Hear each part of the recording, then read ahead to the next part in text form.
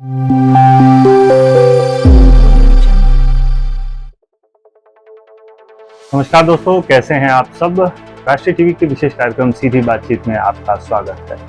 चलिए आज बात करते हैं बिहार की। यूँ तो पूरे देश में मणिपुर का मामला हाइप पे चल रहा है, क्योंकि मणिपुर में स्थितियाँ काफ़ी खराब हैं। लेकिन अगर हम देखें तो देश के एक और राज्य बिहार की स्थिति भी काफ़ी अच्छी नहीं है। बिहार में आए दिनों लूटपाट, आगजनी और मर्डर की घटनाएं होना आम बात है।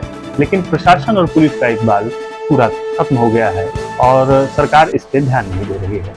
अगर कहें तो नीतीश सरकार जो है वो तो 2024 की तैयारी में लगी हुई है और साथ ही साथ नीतीश कुमार गठबंधन के भी एक प्रमुख नेता के तौर पे उभर के आए हैं।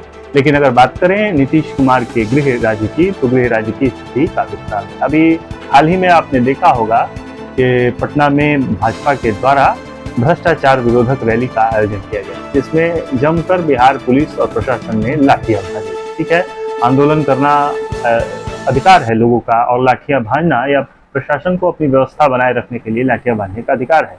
उस दौरान एक व्यक्ति की भी मौत हो गई। लोगों का कहना है कि विजय कुमार सिंह जिनकी मौत हुई, उन्हें पुलिस ने लाठियां मारकर मार डाला। लेकिन सरकार का कहना है कि विजय कुमार सिंह की मौत हृदय गति रुकने से हुई थी।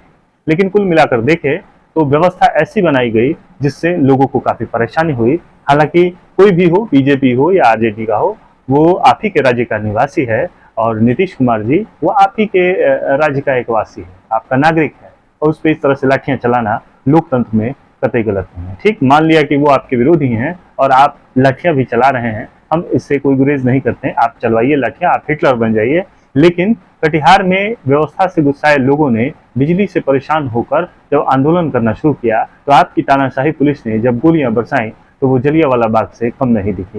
हालांकि लोकतंत्र में अपने जो है अधिकारों का प्रयोग करना कहीं से गलत नहीं है, और आंदोलन करना लोकतंत्र में एक संवैधानिक अधिकार है।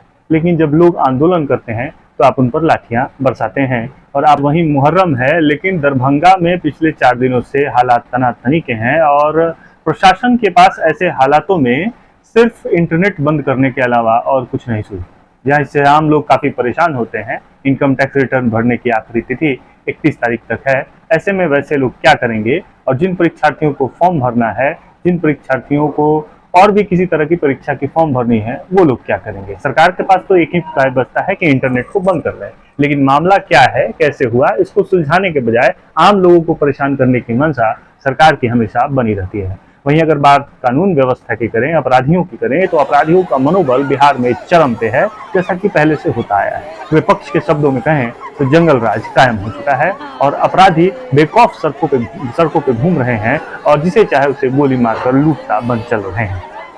ताजा मामला सारण जिले के करिंगा कोठी के एक बंधन बैंक के कर्मचारी का आया है, जो कि कैश कलेक्शन का रुपया लेकर सिवान में अपने ऑफिस जा रहा था, जिसे बीच रास्ते में ही गोली मारकर रुपए लूट लिए गए और उसे मरती हालत में अपराधी छोड़कर चलता हुआ। वहीं पुलिस प्रशासन इस मामले की सिर्फ जांच और खानापूर्ति करने में ही लगा हुआ है। वहीं जब परिवार के बीच उनके लड़के का शव पहुंचा तो माहौल गमगीन हो चुका और न जाने ऐसे कितने ही बंधन बैंक के कर्मचारी या बैंकों के कर्मचारी अपनी जान अपराधियों के हाथ को गंवा चुके हैं। लेकिन इसमें प्रशासन अभी तक कुछ नहीं कर पाया और इस तरह के मामलों के लिए प्रशासन और पुलिस ने, या सरकार, ऐसा कहें कि सरकार के आंखों में कोई लाज या शर्म नहीं है, क्योंकि ऐसे कमाने वाले नौजवान जो कि रोजी रोजगार कर रहे हैं, जो कि मेहनत कर रहे हैं, और ऐसे लोगों की खुलेआम हत्या कर दी गई। वहीं मुजफ्फरपुर में भी एक किराना व्यवसायी की बीती रात गोली मारकर हत्या कर दी गई।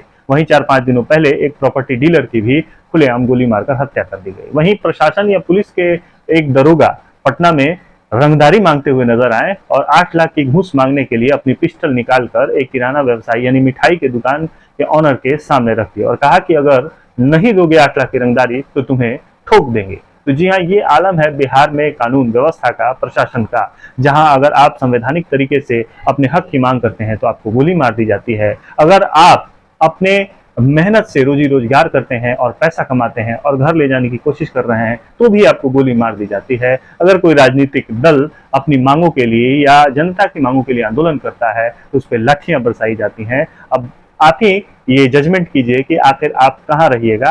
आप मेहनत से भी सुकून से नहीं रह पा रहे हैं और बिजली तो रहती ही नहीं है, और बिजली तो आपके जेबों पे डकैती कर रही है। स्मार्ट मीटर लगने की वजह से बेतहाशा बिल आ रहे हैं, जिसके बारे में विरोध करने पर लोगों को गोली मार दी गई। अब इस सरकार का क्या कहें। सारांश में तो यही लगता है कि मणिपुर से भी ज्यादा हालात खराब हैं बिहार में, और बिहार के प्रशासन को इस बारे में सोचना चाहिए कि आखिर कैसे हालात सुधरे। सीधी बातचीत में आज इतना ही।